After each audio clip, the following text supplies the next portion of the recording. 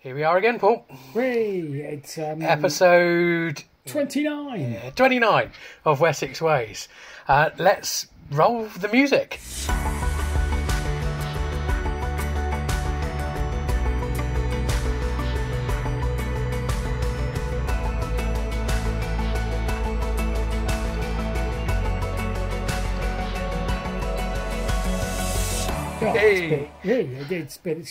It's only been a couple of weeks. Hedley, this is great stuff. It's only been a couple of weeks. It's only been a couple of weeks, and we're back. Not that we went, but we're yes. No. Well, we had a bit of a hiatus. It's been summer. It's always difficult in summer. Yeah. But yeah, anyway, for anyone who hasn't listened to us, welcome.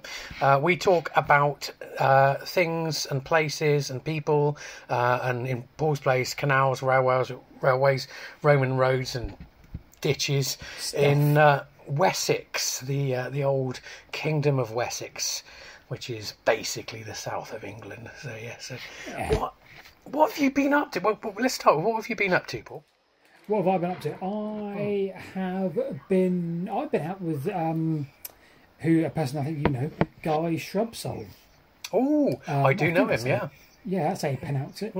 Well, I've been talking to him for a long time, as I'm sure you have, in terms of like, we need to do a video. We were going to do a little video with him on his newer book about the lost rainforests of Britain. Then he's got another book coming out, I think, soon, called The Lie of the Land. But we were working on a project the last few weeks about Coombe Gibbet. And a lot of his research came up. Bizarrely, I did notice his research when I was looking at it, but then I was sort of scrolled to the bottom of this blog, and of course it was Guy Shrubsole. I thought, oh, brilliant. Well, I'll drop him a message. I'm like, Guy, do you want to come and do a video? Because we've been talking about it for a long time, and it's about who owns England, and it's obviously very much his wheelhouse. So we walked. We had a lovely walk. We started off sort of Coombe Gibbet, and we walked over Walbury. Is it Walbury? Walbury Hill? Yeah. So you're looking. That's the Wayfarers Walk. That's the one. Yeah. Eastwards. Yeah. Then Walbury. we went south on the eastern side of Walbury. We went south down a big hill. Yeah. Into like I know where you are. You've branched off. You did that 3 or 4 months ago, didn't you? Yeah, that's right. Yeah. Pilot Hill way. Then we turned left, and went back up a big hill, and we just carried on going east, basically, for quite a while, and then back along the Wayfarers route across the top of the ridge. So quite a long walk then, by the sounds of it. Yeah, it was lovely. But we kind of just interviewed him along the way, if that makes sense, and that kind of worked because I've got like a story to tell, but I'm going to kind of insert bits with Guy, sort of saying what he needs to say in between it. Yeah. So that's probably the most the nicest wholesome thing we've been doing in the last few weeks, I think. We've had such random weather, haven't we? It's been like sunny, hot, cold, rain, just all sorts. Hot today. Hot tomorrow as well, I think. Blimey. Yeah. So that was a really enjoyable, lovely walk with Guy. He's a very very articulate, and so this is an upcoming video, right? This is an upcoming video. Yeah, probably be out in a couple of weeks. Haven't you got a new channel as well? We sort of an offcut. We haven't got a new channel, but we have got a new channel. Rebecca's not really using her channel at the moment at all. I keep saying, I really want to do a video on that, but it's not a huge subject. Like, I'll give you a great example. In the middle of Wiltshire somewhere, I can't remember where it is, I've got it in my notes, between Trowbridge and Westbury kind of direction, there's a couple of huge shafts coming out of the ground. I've no idea what they're for, right? And I kind of thinking, it's not big enough for a video, because there'll be an obvious solution, but I'd love to make a little video. But it won't fit on the channel, if that makes sense. So Rebecca's like, well, hang on a minute, why don't we just turn her channel into like almost like a B-sides channel, where we just chuck any old stuff. We just want to get out there and and it works. And we went the other day. We went up to nice. Where did we go? There's a hill fort, Sidbury. Yeah. Okay. Yep. Tidworth direction. And we tried to get up there. It was a big red flag military day, so we couldn't in the end. But we just thought, you know what, that's classic for that channel. Just me and Rebecca walking up on Salisbury Plain. And so we've decided to rebrand Rebecca's Nest as the Whitewick Mixtape. Yeah. And yeah, that's it. We don't care about the views on there. We don't care about how successful it is. We just want to put stuff on there that sort of doesn't fit. So what's it called? I saw you mention it, but I haven't. The Whitewick Mixtape. So if you go to YouTube and type in the Whitewick Mixtape. The Whitewick Mix. I can't type when the computer's doing this. Mixtape. Okay. So I didn't know. I thought. I got it. Oh no, I'm already subscribed. Yeah. Yeah, because there's a few videos on there. Yeah. Which are obviously Rebecca's older ones, which she's kept on there, which is fine because obviously that's it's an everything and anything channel. Yeah. Oh wow, nice one. So yeah, that is. So we've both got two channels. Well, kind of. Yeah, we've got the main channel where we put the sort of the documentaries, shall we say, the in-depth stuff, and we've got the spare one where we just chuck any old rubbish that we're just like, let's just put this out because it's fun, and it's an interesting story, but it doesn't fit on the big channel. So that is what we've been up to, Hedley. What about yourself? Cool. The thing is, I'm trying to think back to what I'd done by the time I recorded the last podcast, but I'd done the hike. Okay, I think this is since the last one. I did the hike with Warren Brand and David Carson. So Warren came down and we this was for my Hills and Hill Forts channel. So we went out to Tan Hill in Wiltshire. And we did a walk from the All Cannings Long Barrow, owned by Tim. Yep. And well worth a visit. Owned and built by Tim, yes. And ultimately will become his home in many decades to come. You've got to be careful. He is a listener. Make that very clear. The guy is very healthy and with it, so He's very and not that old either. We walked from there across the fields to Clifford's Hill, climb up Clifford's Hill. Now, for Warren, this is kind of, I'd imagine, I was worried because he likes mountains, he's used to mountains. He's always in the Peak District, the Brecon Beacons and places like that. But I didn't know whether Wiltshire would be enough, But it was. We got up Clifford's Hill, and of course the view there is absolutely gobsmacking. Yeah. So we went up there, and I was filming for my Hills and Hill Forts YouTube channel, because I think Tan Hill and Rybury Camp especially are becoming people are asking me a lot of questions about them. So went up to Rybury, and then we went up to Tan Hill, walked along good old Wansdyke, which it was. Never ceases to amaze me. Absolutely love it. And then we met David Carson, and we cut across some of his land, or his brother's land, and there was a barrow that I'd never seen before right above the Alton Barnes White Horse. So we went up there, and then recorded a piece with David, 5 minutes worth, but I haven't got a mic for my iPhone, and so we had to then go down further and re-record the whole lot. But I don't want to do it too many times because, we're very lucky to have David there. And then we did Adam's Grave, and then back round past the actual horse itself.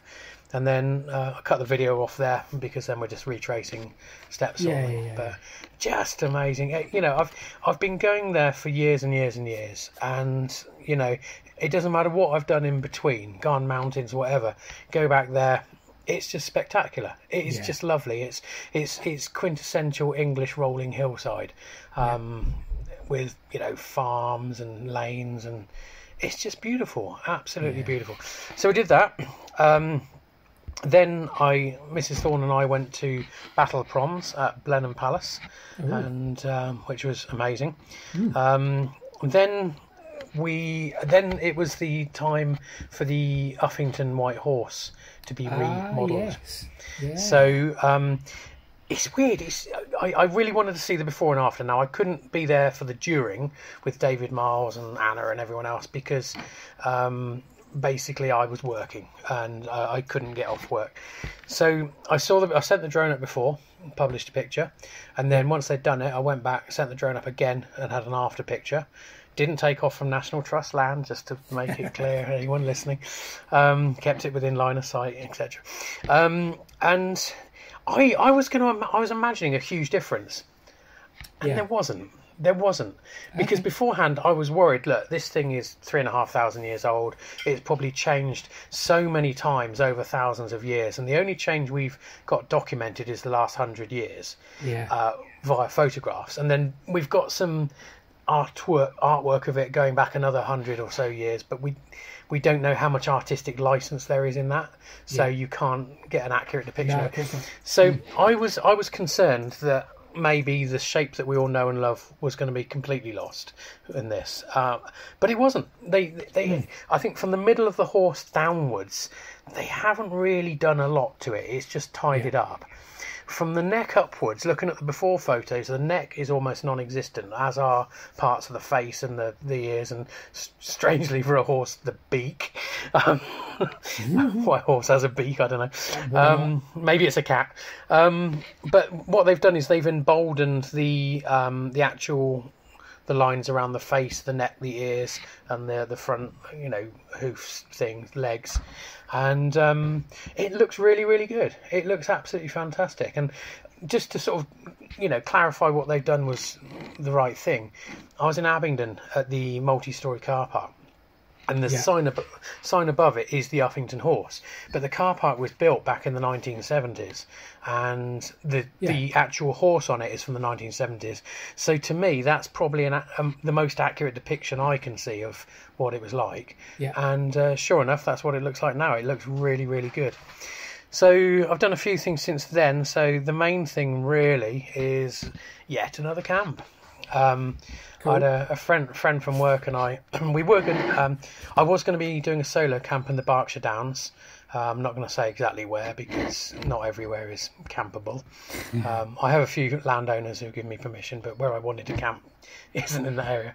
But a friend of mine from work really wanted to come out, so we drove to I can't really say a mountain. It's more of a very, very big hill. It's just under the height to be a mountain, called the Blorenge above Abergavenny. Yes. We talked about this. Yes, we did. Yeah, and it was just I cannot describe. In the morning when you get out your tent, there's a view 1,500 feet down the valley to Abergavenny below you, and the sunrise is just to die for. It's incredible. Yeah. Sunrises look so much better on mountains, and you got little cloud inversions here and there, but you're so high up. It was just a wonderful, wonderful night. And so again, not to promote my YouTube channel, but I really do want people to follow if they like sunrises and camping and mountains and stuff. So Hedley Thorneh YouTube channel, I've put it on there, and for me it's just a kind of a permanent record of that wonderful sunrise. And same with every camping trip I put on there. I just it's just great to look back on these things, and makes me want to go back. That's kind of why we started doing videos in the first place, because all of a sudden we look back on a few and it was lovely to say, I remember that. But more importantly, is there any other word in the English language that rhymes with orange other than the mountain that you camped on? People put it in the comments below if you've really got that. It's a big surely question, there's got to be something. There's got to be something. What rhymes with orange that isn't the mountain you camped on? I'm Googling it. Rhymes with orange. Nothing. Yeah, apart from the mountain. Apart from Blorenge, yes. Yay! Oh, yes. Oh, God, that's just wonderful. I mean, I'm not even going to mention, Hedley, the fact that you were very close to the Hills Tram Road, built in 1810, and has got 4 tunnels on that mountain, including the I did wonder. The Garndiffice Ironworks. Oh, it's such industrial heritage, and some. Had I known, there's always the danger when you're camping above tunnels that there are little white wicks going around underneath them with GoPros and DSLRs and stuff. But so I've just noticed you got 125k in your name on this meeting. Have I got? I'll change it up, Hedley. Superb. So around the Blorenge, so you're saying there are tunnels? Because you sent me a picture with 4 of your fingers, one on each entrance of the tunnel on the map. Yes. So tell me more about those. What are they? So basically, there was a ironworks called Garndiffice. So if you imagine you're driving up the main road that goes up the side of the Blorenge. Yeah. Called the Tumble. Say again? It's called the Tumble. I've cycled it, I think, 15 times. It's when I was younger. There's a couple of very sketchy ones on the very edge. Have you ever been down that single track road? No. Oh, don't do it, because you'll give yourself a heart attack driving it. Anyway, imagine you're driving up the main road. It goes up to the pond at the top. Yeah. Or near the top. About halfway, probably about the 400-metre contour thereabouts, there's like a gate on your right-hand side. That's where the tramway crossed. And to the right of there was Garndiffice Forge. And I won't give you the exact datings, but there's a huge working in forge there. And at that forge, they had a tunnel, probably about 300 yards long, a tramroad tunnel. So horse and cart, very early tunnel. And all that did was like a cut and cover to protect the railway, or the wagon way, from the ironworks. And there's loads of, I don't know what the right word is, slag, all the offcuts and everything. They're still there now. You can see it. You can kind of get in the tunnel if you know where to look. There's a few holes in the ground. So all the pictures I showed you, or I will show you, you kind of have to know where it is. You won't find 2 portals on that tunnel. Yeah. You'll just find a hole in the ground, and you can kind of look in it. It's a bit sketchy, but there's also a hole in the side of the mountain. One of the thumbnails, I must show you, one of the thumbnails of one of our videos is a view from the Blorenge looking down that valley that you've just talked about. So you've got this beautiful view. And, it's amazing. Yeah. Now imagine 2 people's legs sticking outside of the hill. Right. That's one of the thumbnails of our video. Okay. If I can do, I'm going to type it in because it's just genius. It is the single best thumbnail I've ever made. Whitewick Tunnel. There's bound to be coming up there, isn't it? While you're looking for that, I got to tell you about something that happened here. So I'd come back from that camp, and I'd put, because my walking shoes were smelly, I put them underneath my car on their side. And of course, Mrs. T looked out the window and thought I'd collapsed under the car and been run over or something. I must find this. For the YouTube viewers, I will put this on... So while Paul's looking for that, because this is terrible entertainment while we all just watch it. I'm going to find it because I'm so... I will say a bit more about Blorenge, even though it's not quite Wessex. So, I mean, not just about, I talk about what it feels like to be there. So we got in the car and it's 24 degrees in England. And then when we drove up and got out the top, it was 11 degrees and windy. And I've never seen such a big temperature difference in an hour and a half's worth of driving. Yeah. But just wonderful, and the views over Abergavenny are just to die for, and it's really accessible. So if anyone wants to go up a mountain in Wales and doesn't want to climb up but just wants to walk around and get the views, then the Blorenge is fantastic, because they've got something called the Fox Hunter car park right in the middle of the mountain that you can drive to quite easily. Oh, is that the one near the pond? No, it's further in. So you can park at the pond and walk around the edge of the mountain, or you can drive to Fox Hunter, and that's then just about a 15-minute walk to the summit. And then if you want to go another 15 minutes the other side, you then get to where they launch the hang gliders from, and that's the view that I'm talking about over Abergavenny. And it's really strange because the top is really rocky and bracken and heather and everything. It's quite rough, but as soon as you get to the edge, it's just perfect sort of snooker table style grass. It's really, really strange. So right, can you see? Okay, yes. That's my legs hanging out of the tunnel, Hedley. I can sort of see it in a blurry fashion. If you move it away a little bit, that's better. There you go. Oh, brilliant! Brilliant. I'll put it on screen for people to see it as well. Yeah. Anyway, so obviously that tramway, there's 3 other tunnels they built as well, bizarrely. Yeah. I've gone all blurry now, haven't I? Let me just unblur Yeah, myself. you need to unblur yourself for those on YouTube. I still haven't. No, it's fine. I'm drinking. I've got the effects of drinking beer without actually drinking beer, so it's fine for me. There are 3 other tunnels on that mountain range, including a 1.5-mile one called the Feldu Tunnel. And again, it's kind of, you have to go around the top of it, but again, just wonderful stuff. I'm not going to go into it now because I could go on forever about it. I know. I think the Welsh version of English Heritage, or whatever they're called, Cadw, Cadw, Cadw. It's like the English Heritage of Wales. They're very, very keen to look after these, and they got in touch with us and said, "Oh, can you tell us a bit more about these, because we want to make sure they're sort of preserved as much as possible." But fascinating landscape, it is. I'm very jealous that you went there. It's a very industrial area, but it's still beautiful. It's it reminds me a bit like bits of Sheffield and Peak District in that it's both industrial and beautiful. But that whole area, I mean, we've done loads of wild camps along there now. We've done, especially over like Table Mountain opposite, and I quite like to do one on Sugarloaf up there as well. But it's wonderful. So still on the topic of what have I been up to.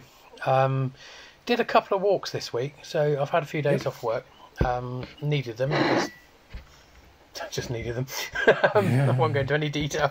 But I did a walk the other day from Scutcherman Knob.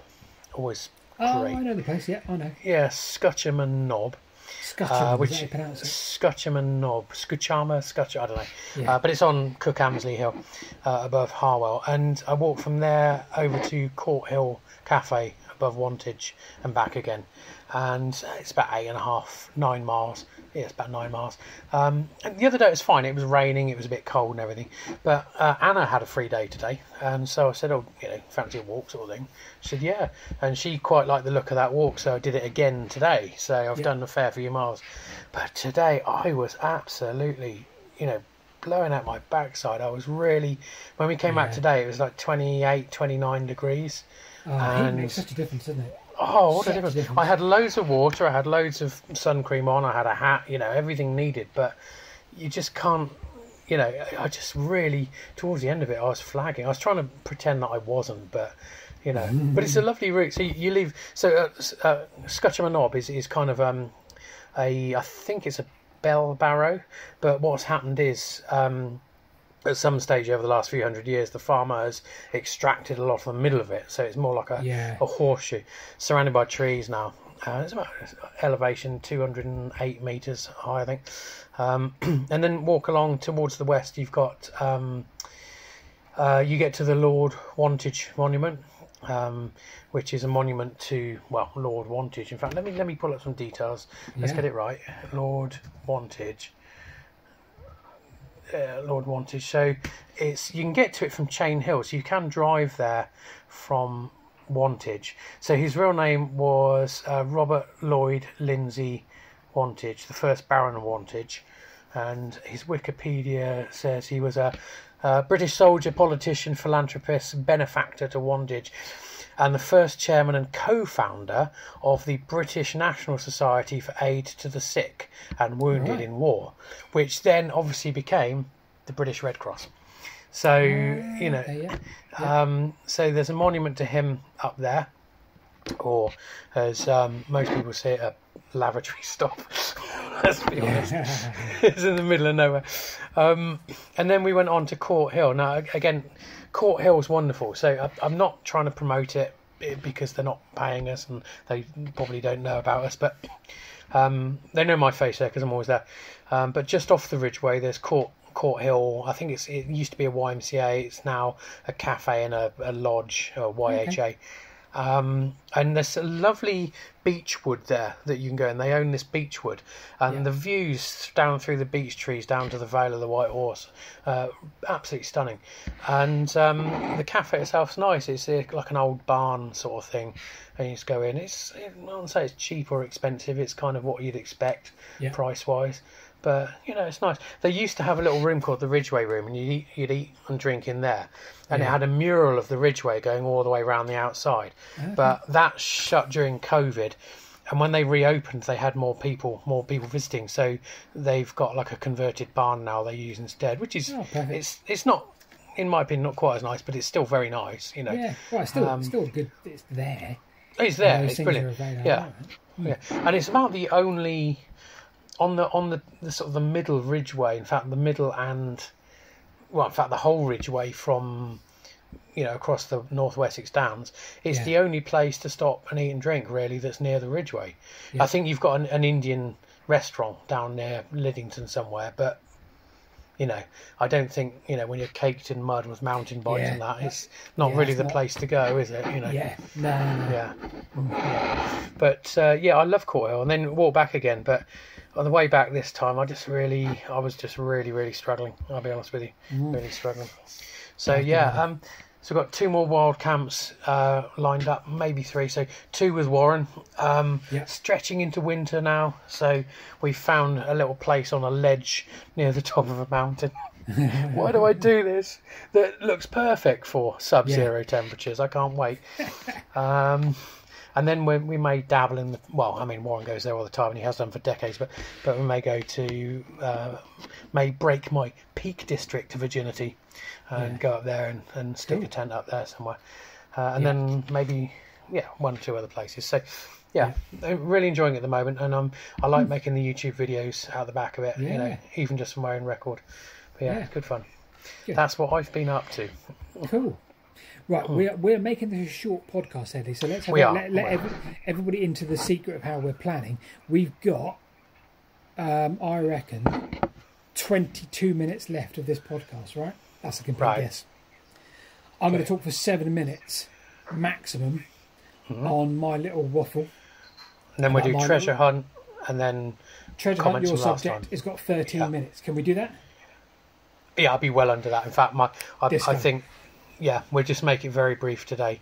So unless you get it wrong. Well, we could be forever, couldn't we, Eddie? But we'll see that. We'll cross that bridge when we come to it. So, my little subject. The Good Lady Bathurst. Now, here's a fun story, right? I'm going to tell you all about it in 7 minutes. So, I was out for a walk the other day. Actually, I was out for a cycle, but I was trying to film, so I was coming across like I was walking because that gives a better visual. But nevertheless, I was on a bike. You're going to see the video for that this Sunday. It's called The Lost Welsh Way in England. There's a little road called the Welsh Way. And I thought, this is good. I know nothing about this. I'm going to make a video about me learning why there's a Welsh Way in England. So I did that. I did a load of research. Iron Age Road, apparently. But anyway, a whole story coming out this Sunday, 5 o'clock. Cracking video. Now, I was cycling on a bridle way. So be clear about what a bridle way is. You can walk, you can run, you can cycle, you can get on a horse, but that's probably about it. You can't take a motorised vehicle, you can't take anything else. All good. So I'm walking through what is a big valley that goes down into the Froome River, and there's loads of bridle ways across it. So I thought, okay, I was trying to read the landscape, work out where this all goes. I was confronted by a huge blue sign saying the Bathurst Estate. I was like, that's weird, because I didn't realise I was in the Bathurst Estate. Pretty sure I wasn't. Clearly I was, because there was a big sign saying the Bathurst Estate. So I thought, I'll read this sign, because it appears to be telling me what I can and can't do, which is strange, because I was on a bridleway, right? 100% bridleway. And to back this up, it is on the definitive council maps. So there's no question this bridleway exists. So I came across this blue sign and I read it, and there's probably about 6 different things on this blue sign which are incorrect, and a couple of which are actually potentially illegal. So, private woods. Well, they're not private because you can legally walk through it. You are welcome on foot or horseback by permission of the Earl Bathurst. Not true. It's a bridleway on the definitive maps. You are welcome on foot or horseback. You are also welcome on a cycle because it's a bridleway. Opening times 8 a.m. to 5 p.m. I mean, here's the sign, right? Times. Opening time, mate. This is a bridleway. No dogs allowed except on public footpaths. This is a bridleway. No unauthorised vehicles. No cycles. Again, this is the bridleway. No picnic parties. what's a picnic party, Hedley? Have you ever had a picnic party? Do not obstruct gateways. Fine. Please honour the country code. And then there's one last bit. Under Section 31 of the Highways Act 1980, there is no public right of way. So all of that sign, I'm raging. I'm like, no. You know, I feel quite passionate about rights of way and things that it we sounds should... like you need a lawyer with you if you're going to go in there. But bear in mind, next to it is the bridle way sign. You won't be able to see that, but there's a bridle way sign, so a public bridle way. So I did a little rant, and I thought I'm not going to include that in the video because it's a minute of me really ranting something about this sign. Instead, I did a tweet. So the tweet, I got a little bit grumpy. I didn't swear. I was very careful on my words, but I said, "Oi, Bathurst, mate." And I said, "I'm pretty sure it's illegal to obstruct and suggest to people that you can't have this open between 5." A proper waffle, right? Anyway, 5,000 likes later, 1,000 quote tweets. Everybody, not everybody, a handful start copying in Countess Bathurst. Oh, God. Lady Bathurst, right? She quote tweets me and says, "Oi, White Wicker, mate." I like her already. Right. So she is like saying, "Why are you being very rude?" I can't remember exactly what she said, right? But she started taking offence that I was moaning about this sign, and so this went on for about a couple of hours, right, after she'd done a quote tweet, and people were saying, "God, what a bit," she was getting all the replies that loved her, right? Oh, fine. crikey, and all these replies said, "Oh God, what does this privileged guy, no, entitled guy, think that private means?" And I'm like, people, this is a bridal way. What are you not getting about this bridal way? Honestly, right? So after 2 or 3 hours, I'm thinking this is hurting my head, right? And she started replying to the people that were replying to her, saying, "I know he's terribly rude, isn't he?" and all this. And I said, "Look, I am genuinely sorry if I came across rude in my original tweet." So I wrote that, genuinely sorry. This isn't me. I said, "No questions. I'm sorry if I came across rude. That's not me." I said, "I am still very frustrated that this sign exists on a public bridleway, and I feel like it might even be illegal with some of the phrasing, because you're implying there is no right of way when there actually is. I think technically that's illegal." A whole other story, right? But anyway, so she wrote, "That's very kind. I understand. Leave it with me. I will talk to the estate management." Okay. I thought, okay, fine. And that was it. Yeah. I then thought, okay, I'm going to drop her a DM, right? So I dropped her a message. I thought, who knows if she replies or not? She's one of the richest women in England. I'll give it a go. And I said, look, number one, I said, I'm going to remove my original post because, as you said, it might be construed as being rude because I put, "Oi, Bathurst, mate." So I thought, let's do this properly. I said, I'm going to remove it. No questions, no caveats. And I then said, look, what about an interview? I said, because, I'm always campaigning against this sort of thing. So it would be good to get your side of the story as an estate and landowner. Clearly, you've got responsibilities for the land and there's things that I don't understand. So how about your voice? Anyway, so 12 hours later, she replied, and she basically put, had a long chat with the estate, got on top of all this. Understand, this sign goes back to the 1990s or whatever, when whoever was in charge. I think it's wrong, and I agree with your sentiment. I'm going to have the sign removed. Oh, wow. So I'll read her. So she then tweeted this, and she said, "Paul, regarding the sign you alerted me to, thank you for letting me know.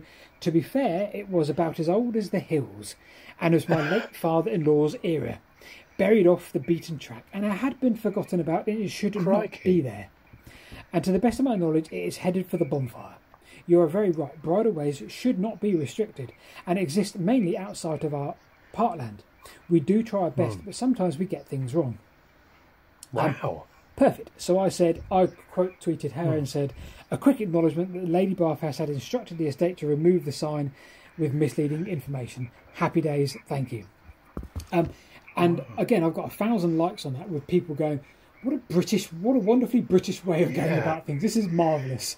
And I thought, where's that? I said, lovely little end to the story. And it's the tip of the iceberg, but it's a small step that it shows you can make a change and you can get people like this on side. Not on side, that's a wrong word. Well, no. I think you and her both showed humility. You for the Oi Bathurst thing, and then she showed humility when she actually thought, well, okay, did something about it. Yeah, he's right. So yeah, good on her. So I thought, it's a nice little story, and it's a lovely little sort of conclusion. I will follow up, and I will make sure the signs are removed, because it's definitely illegal to imply that you can't go there when you can go there. Let alone block it all off, and that's another story. But I reckon what happened was she went away and spoke to the estates about it, and they went, Paul Whitewick, he's got 125,000 subs. That is exactly what happened. My God, Paul Whitewick. Oh, that's so cool. Get his autograph. Yeah. Yes, the damage he could cause. That's really good. That's a success story. I like that. That's good. That's right. Well, I think that was about 8 minutes, Hedley. So that leaves you with like 12 minutes, not 13. Fine. Cool. Well, it's going to take as long as it takes. So let me do we're the only people on the planet. Yeah. At this point in time, we're the only people on the entire planet that don't know how long this podcast is. Well, apart from the 8 billion that are not going to listen to it anyway. Well, there is also them, but they don't care, so they don't count. Yeah, no. But that's a great story. Yeah. So we will start at the epicenter of world religion, politics, and business. That is Didcot. Yeah, we've got a bit of a golf course going on. So just to the east of Didcot, we have Haddon Hill Golf Course. Look at that, Yes, we got it all here. We've got it all. It's got a bit of industry going on. Look at the industry. That's nearly the size of the town. I think the Didcot Industrial Park is now the largest industrial park in Europe. Wow. There you go. So it's big, isn't it? Big. That's what she said. Right. So, so let's start in Didcot. Now, I have realised a lot of people have been saying that we are kind of omitting the east of Wessex a little bit, sort of Kent area and Canterbury and stuff. So yeah, I've just been bearing that in mind a little bit, and we'll have to address that. So which way are we going, Paul? Shall I get on the train and head to London? No, you're going very cold this way. Path, man. Look, I didn't. I was stating a fact. It doesn't necessarily relate to today's. So I go east and say, you go the wrong way, mate. This is where I better quickly think of a subject. Right, okay. So it's been like that today. So this is going to be very short. Don't go to London at all? No, let's not go to London. There's nothing against London, but, let's not go there. All right, well, I mean, should I go in the opposite direction, Hedley? Should I stay on the GWR main line and head towards South Wales? South Wales? Beautiful. Oh, crikey. Well, I mean, keep going at least. Right, you're getting slightly warmer. You're getting warmer. Okay. I've lost the railway. Well, the railway goes through the middle of Swindon and then sort of southwest, sorry. Then it goes up past Royal Wilson Bassett. Okay, fine. Yeah, I mean, Chippenham's there. Chippenham's good. Chippenham's good. So you're a lot warmer. Cool. Okay. Well, you could still keep going. All right, keep going. Then keep going through Chippenham. Past Chippenham. Yeah. I'm not sure exactly where the railway goes. Is it down to Corsham? Then you go through the big old tunnel. Box. There you go. Box tunnel. Oh, a box tunnel. Yeah. Yeah. You know all about that. Getting warmer. Yeah. And then you're in the lovely Roman town of Bath. Yeah, and I would love to cover this, but we're not doing that today. But that's fine. Bath is a very good one to cover. In fact, there's somewhere just north of Bath I really want to visit with a drone. I've forgotten where it is. It's near Cold Ashton. Again? Oh, here we are. Langridge. I want to go there. Oh, that looks like Long an story. airport near it, Hedley. Oh. It might only be a little pop one, so you might be all right. Yeah, no, that's true. Okay, fine. So we're not stopping at Bath. We're not stopping at Bath, but are we crossing the estuary? Not today. Let's avoid the estuary. Okay. Well, we're at Western Supermare now. Oh, okay, yeah. Well, I guess we have to head south, really. Well, yeah, really, because we head north. If we're not crossing the estuary, leaving Wessex, yeah. You're going down to like Taunton and. Taunton. Okay, hang on a sec. Let me find. Where's Taunton? Taunton's above Exeter and Cullompton and Wellington. Oh yeah. Wellington's got some lovely industrial heritage. Yeah. We could have done Exeter, but we're not doing Exeter. But you are warmer. You're getting very. You're getting very warm. All right. Are you talking Dartmoor? We are, but we've covered Dartmoor before. You have covered Dartmoor, probably at least once, Hedley. There's something a bit more specific within Dartmoor. So, are we? So for Dartmoor, are we north, east, south, or west? Do you want to head? What about west? I mean, yes, you've got Princetown to Tavistock. Yeah, you're pretty much there. You're pretty much there. It's Merivale.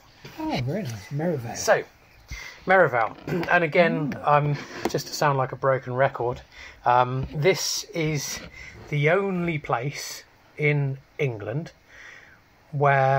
England and Wales, in fact, but obviously we're not in Wales, where you can legally wild camp. Oh yeah, so I've just realised that. No, you don't even need permission. Oh no, because but it is permissive, right? Yeah, so if we go to Dartmoor camping on Dartmoor. So, hang on a sec, I forgot to put wild camping. Dartmoor wild camping. Yeah. Spell wild, not weird. There we go. So we go to the Dartmoor National Park website, same page. Here we are, interactive camping map. So, Dartmoor, no thanks to Alexander Darvel, is you can wild camp anywhere within where this map says that's in purple on Dartmoor. So that's quite a lot. It's quite a lot. So Darvel's estate, I think, is over towards the west. And what happened was this fiasco a year ago, just over a year ago. Yeah. What happened was because Dartmoor National Park, the rules say that you can go anywhere for recreational purposes apart from military areas. Yeah. What Alexander Darvel tried to do is to redefine recreational areas to exclude wild camping. Right. And of course, as he managed to do that, other landowners, there was a danger they would follow suit, which would have meant to camp anywhere on Dartmoor, apart from campsites, obviously, you would need landowner permission and it would be turned down. And this is the last place in England where you can legally wild camp. So it's, unlike Scotland where you can go pretty much anywhere, almost anywhere, this is all that's left in England, these purple bits. So that was appealed and overturned. There was a rally in Dartmoor. Yeah. And so I wanted to start, camping there. And so I wanted to know the area that was best. So if you look at a map of Dartmoor, going through the middle of it, you have the B3357, I think it is. Yeah. And along the road, as it goes past Dartmoor Prison along to Merivale, you have lots of car parks and they're all free. Some of them are quite big. And you can then climb up onto any of these tours that are in purple on a map and camp there. It's safe in the knowledge that you're a couple of miles maximum from your car. So it's a really great place to start wild camping. And you got the one I went to here, Great Mis Tour. Again, a video on my YouTube channel. So flipping over to Google Earth, we can make it 3D, which is a bit difficult in Dartmoor because it's kind of... Hasn't really got 3D, has it? King's Tour. Yeah, King's Tour. Yeah. So just to go back to the Merivale area is a great place to start camping. So I'll just read this for our audio listeners. So it says, Dartmoor is rich in prehistoric remains, and the group of monuments at Merivale is one of the finest on them all. Side by side here are the remains of a Bronze Age settlement and a complex of ritual sites, including 3 stone rows, a stone circle, standing stones, and a number of cairns, earth mounds associated with burials. The monuments were probably built over a long period between about 2500 BC and 1000 BC. So we're looking Neolithic, basically. In the Blorenge, Yeah. So around dotted, I don't know quite where we find them, but I have seen them. The problem is I can't fly. Yeah. So you get these long double lines of stones with stone circles. Now, if you're looking at wild camping, so let's have a look around the Merivale area. We start down in this end of it, the western end. You've got a car park just here. You can start to see the lumps a little bit now. Yeah. You've got a car park just here under Coxtor. And if you walk to the south, this is a really easy walk. It's a great, if you've got your kids or something, you go across here, and all these lead to the Windy Post Granite Cross. And this is a beautiful little leaning stone cross. Mariner's Way, Hedley. It could be, yes, and it's got a leat running alongside it with a little waterfall. Oh, wow. Oh, that's my picture on Google. You can see my signature. It was for transporting water across Dartmoor. So I think it was literally to supply, areas where people lived. It may have also been for, agriculture. But there's, the leat. It's just a man-made stream. Someone's dog. Isn't it, really? It's a lovely place. So you've got down here. You've got a tour just up here in somewhere. I don't know what it's called though. This one here. And I've forgotten what it's called, so I'm going to leave that one. So going up to the north, you've got Coxtor. The great thing about Google Maps, Google Earth, is if you stick the pointer on it, bottom right hand corner, it tells you how high the pointer is. So we're at 439 metres here. Yeah, so at 439 metres here, and if you go back to the car park... I've never seen down here. Yeah, go back to the car park. The car park is 329. So you can work out how much of a climb you've got. Now, Coxtor's great. I think these tours around here are quite popular. All of these are because of the car parks. So zooming out, the north of Dartmoor is a bit higher, a bit bleaker, and around the area to the north, it's if you're a proficient camper, that's the sort of places you go. That's the hardcore camper. It's hardcore walking with 15-kilogram rucksacks, and it's hard. It's really hard going. Whereas the Merivale area, for people like myself who are still inexperienced, it's a great place to camp. I mean, you still get the vicious winds and everything. There's another little car park on the side of the road.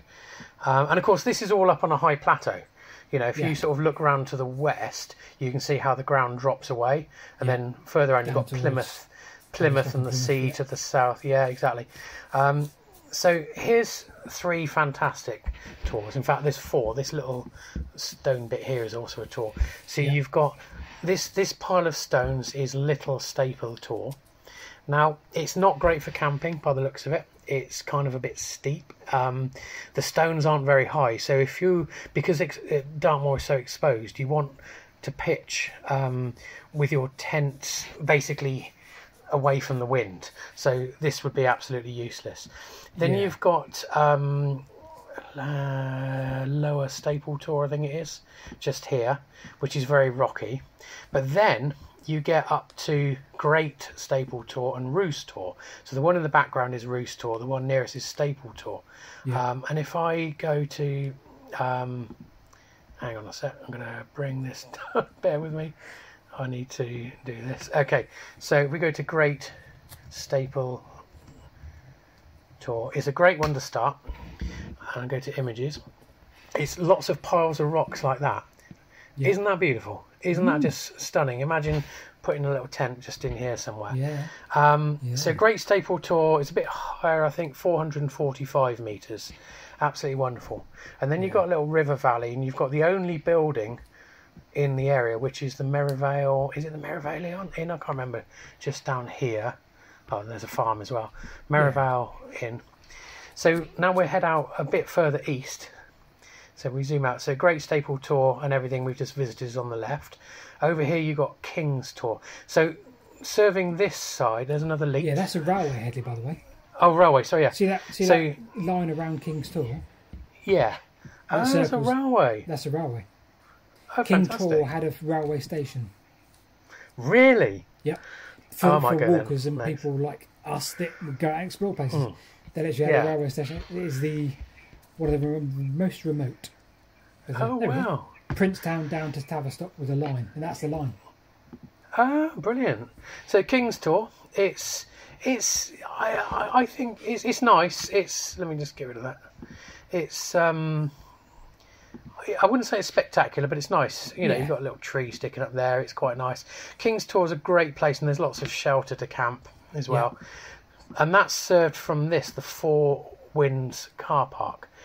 So I did a video going up to Great Mis Tor again on my YouTube channel. So I'm going over time here, but I don't care. You're minus 2 minutes in. Yeah. So this again is another great place for your first camp. Bear in mind though, this one's quite a lot higher, so you're more exposed to the elements. So you walk up, you park the car here overnight, and I got a little app which shows me the states of my car. So if someone tries to break in or something, I can do various things.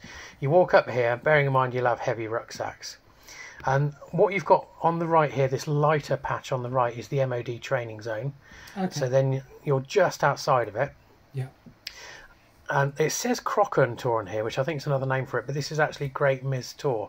And if you look at the elevation, we're now at 531 meters.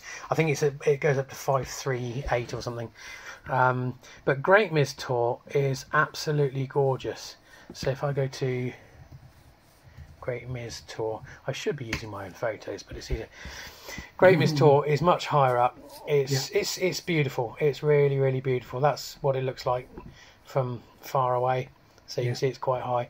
You've got on top, there's a red flag. That's been replaced or supplemented by a red light, so that when the MOD are training, they put that up. You're fine to stay there, but it's just a kind of a warning that they're doing it. Yeah, like the edge of the plane or something. Sort of exactly. And you've got this thing called the frying pan as well on top, which is a bit weird. It looks like a frying pan.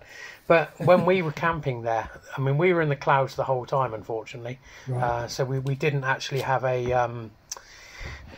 views at all. We had briefly views when we got there, but we camped over to the right here. And we were woken up by gunfire in the morning. But yeah, it's just a really great place to go. So it's worth. So that's kind of my piece. You got the prison down there as well, which I think is sex offenders, not murderers. So nothing to worry about. I thought it was financial. Monetary kind of stuff, but I have no clue. No clue. Yeah. Let's have a look. It is Category radioactive C, gas found in. Yeah. Okay. Looks like it might be closed. Yeah. Anyway, it looks like this is only 24 hours old, this news. Yeah. Radon gas levels. So you've got various things at this tour. You've got unexploded munitions, which have actually killed people. Right. You've got prisoners on the loose and radon gas by the looks of it. So it's a great place to start while camping. Great place to go. But for those on YouTube, I can swing the map around, and you can get some of the views. It's difficult really to see it from here, but it is very high. But you can see the sea in the background over there. Oh, okay. You can just see that there's a blue line over near. Oh yes. And then from here you can look down these hills in front of us here. Again, is actually Great Staple Tor just in the middle there. So, and to the north on a clear day, I'm told, we couldn't see, but you can see the whole of northern Dartmoor. So the highest point up there is High Willhays, and you've got Steeperton Tor and Brat Tor and all the ones up north. Absolutely gorgeous place. And then in the morning it's just 20-minute walk back to the car down at the car park, as long as you know which way you're going and you don't get lost in the fog like we did. Anyway, that's super. That's that. So right, we should probably wrap up, Hedley, because I'm being badgered by the family. Right. So what we will do is we will lump the comments from last episode into next episode. Let's do that. That's a great point. We will do that. We will try and cover as many as possible. Cool. In the meantime, if you want to feature on Wessex Ways, if you're on YouTube, do comment on this video. A bit shorter today. Hope that's all right for everyone. I think people kind of wanted a bit of a short one, but we will come back one day with whenever we have guest episodes. They're generally longer. Oh, like 2 hours, aren't they sometimes? Yeah. Anyway, Cool, yeah. Thanks everyone. Smashing stuff. And we'll see you in episode 30. Hey, see you next time, folks. Cheers. Bye bye.